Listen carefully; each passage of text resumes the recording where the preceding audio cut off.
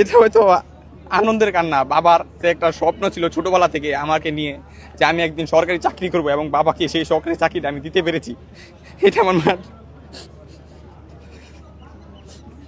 বাবা অনেক খুশি হয়েছে, এবং বাবা সারা রাত জেগেছিল আমার এই সংবাদটা শোনার জন্য। এক মুহূর্ত ঘুমায়নি। আমার বাবা খুবই অসুস্থ একজন মানুষ, তিনি সারা রাত জেগেছিল আমার জন্য এবং আমার একটা কলের জন্য।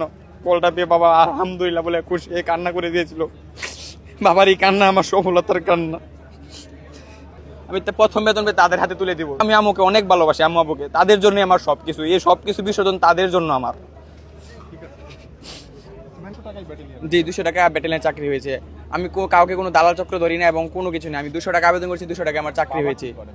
বাবা আগে ব্যবসা করতে, এখন কোনো কিছু করে না। ব্যবসার মধ্যে কি অনেক আগেই ছিল, লস ছিল। এখন বাবা কিছু করে না, বাড়িতে আর জি বাবাকে জানিয়েছি। বাবা আলহামদুলিল্লাহ বাবা খুশি হয়েছে। বাবার স্বপ্ন ছিল আমি একজন সরকারি চাকরিজীবী হব, এবং আমি বাবার স্বপ্নটা পূরণ করতে পারছি। এটা হয়তো আনন্দের কান্না। বাবার যে একটা স্বপ্ন ছিল ছোটবেলা থেকে আমাকে নিয়ে, যে আমি একদিন সরকারি চাকরি করব, এবং বাবাকে সেই সরকারি চাকরিটা আমি দিতে পেরেছি। এটা আমার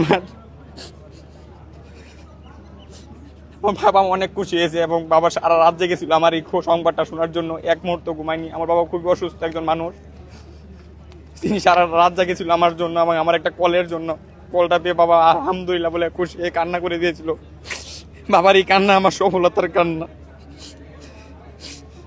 আমি একটা কথাই বলবো সবার উদ্দেশ্যে, যে এই মাঠে আসলে কেউ দালাল চক্র ধরে আসবেন না। যার যার নিজের যোগ্যতায় চাকরি হবে এই মাঠে। এখানে কোনো দালালের বা কোনো কিছুই হয় না, এখন সবই ফেয়ার হয়, এবং যে নিজের যোগ্যতায় টিকতে পারবে তারই চাকরি হবে। এখানে 1 পয়সা কাউকে দিতে হবে না, যে তাকে 2 পয়সা দিয়ে আমার চাকরি হতে হবে বা কোনো রেফারেন্স দেবে, কোনো কিছুই না। এখানে তার নিজের যোগ্যতায় চাকরি হয়। চাকরি পেয়েছেন, বেতন পাবেন, এটা দিয়ে আসলে কাকে উপহার দিতে চান? সর্বপ্রথম আমি বাবা মাকে আমার উপহার দিব, কারণ তাদেরই আমার জন্য, তাদের জন্য আমি সবকিছু করেছি, এবং বাবা মার জন্য আমার সবকিছু। আমি প্রথম বেতন পেয়ে তাদের হাতে তুলে দিব, তারা যে যা করবে তাই।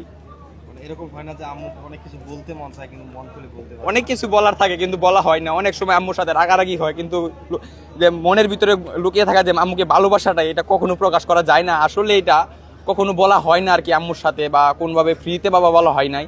কিন্তু আমি আম্মুকে অনেক ভালোবাসি, আম্মু আব্বুকে, তাদের জন্য আমার সবকিছু। এই সবকিছু বিসর্জন তাদের জন্য আমার।